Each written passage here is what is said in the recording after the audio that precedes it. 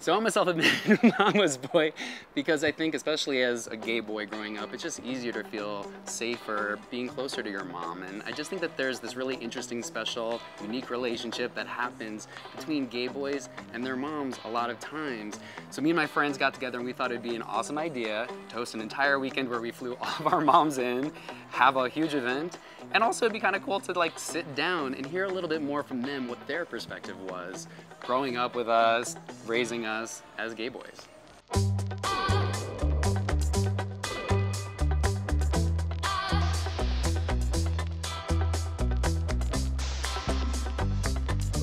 All right, Mom, so what was the first clue that you had that I was gay? Believe it or not, I didn't have a clue when you were young. Except one time you came up to me with your nails all polished. What? And I said, oh, this is different. That's easy. When you were 2, I took you to Toys R Us and I told you you could have anything you wanted. And you picked My Little Pony. I didn't really know that you might be gay until you actually told me. What do you think was the hardest thing about parenting a gay child specifically? Hardest thing, middle school,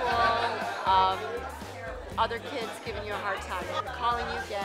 Consciously, I didn't think we parented any different for any of my children because I have 2 gay children and I have another son that is not. And I think we treated them all the same. What's the gayest thing about me now? Well, when I see you wear a dress when it's on Facebook. Don't hold back.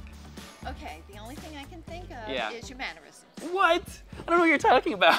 That's right, that's one of them. And the other one is crushing your leg. Yeah, it's comfortable that way. I know, I like that too. The gayest thing about you now? Emotions? Yeah. Probably. Attire. And grooming. Grooming? Yeah. What was your biggest fear for me when I came out? That people would be mean, that they would judge you. Oh, the first thing I thought of was AIDS and HIV. Oh, really? Yeah. Coming from a very conservative state, I worried about prejudice. I worried about you being safe. I remember when I first came out to you, the thing that you said to me was, just be careful. And I always remembered that, and that always meant something. What's your biggest fear for me as a gay adult now? That anybody would ever hurt you. I don't have any. Yeah, good. I don't. I'm so proud of you, and you are so comfortable in your skin, and you know yourself, and I have no fear. I love that. I worry about when you go away on vacations and spots that there's still people out there that want to beat gay people up. You know how I feel about the choice. I think my fear is I just don't want to lose the connection in our family, and I don't want you drifting away. What makes you the most uncomfortable when I talk about my gay life? I'm much more uncomfortable with your heterosexual brother talking about his life than I am about you talking about yours. Nothing at all. Nothing? There's nothing. You can talk to me about anything. I think the answer is that I tell you too much. You told me a lot. Yeah, I think it's that I tell you too much. You gave me TMI about you and Max in the bedroom, and I was like, I did not need to know that. The question is, what makes you uncomfortable when I talk about my life, or specifically my gay life? But I don't, because I know that would make you uncomfortable. I guess it would be at the place where I would have to say, okay, we've never had those conversations, and I would want us to be honest enough with each other to say, okay, that's enough. I'm on overload right now. So what advice would you give yourself going back in time to when I came out? Something that you might have wanted to say or do differently? Nothing. Because I know, it was good. It was good. So, I'm very lucky, yes. Right, I so knew you came and sat with me in my bathroom and just kind of said it, and I'm like, okay. I wish I could have been there for you. You were. Because you were struggling. And when you came out, I didn't realize. And I live with it all the time. Looking back, probably be more honest with my family and your dad's family about your being gay. It took me a long time to tell them. The bottom line that I said to you though is, I love you unconditionally, and I do. What impresses you most about my life now, especially as an adult gay man? That you have a lot of hot-looking friends. Nice.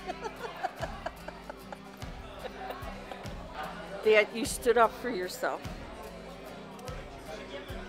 This is who I am. I'm still Joey. And I said, you're right.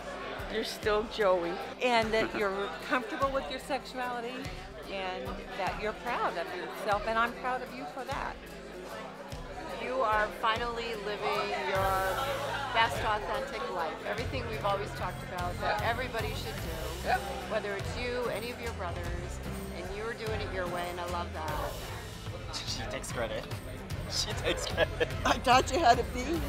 Yes, who you are. You did. You did. You did. You did. What's the best thing about having a gay son and what you would miss in your life otherwise?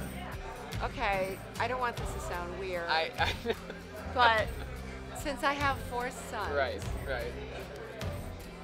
You're a little like my daughter. Yes. In the sense that you and I can relate to a lot of things that we like, you know.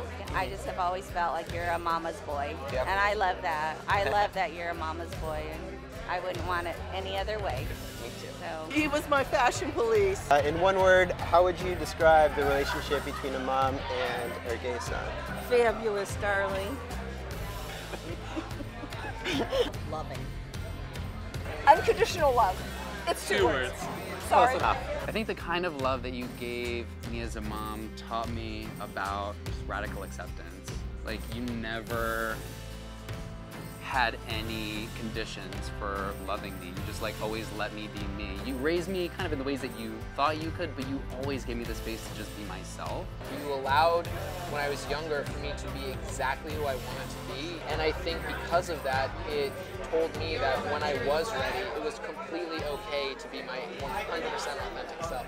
The kind of love that you gave me as a mom taught me what true unconditional love is. The kind of love you gave me as a mom, it taught me everything I know about being there for someone, period. Love always feels like it's not guaranteed, but you were that reassurance that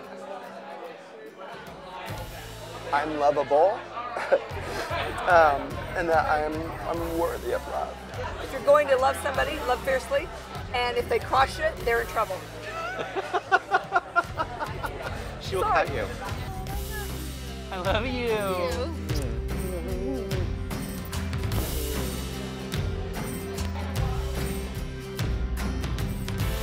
I love you. I love you.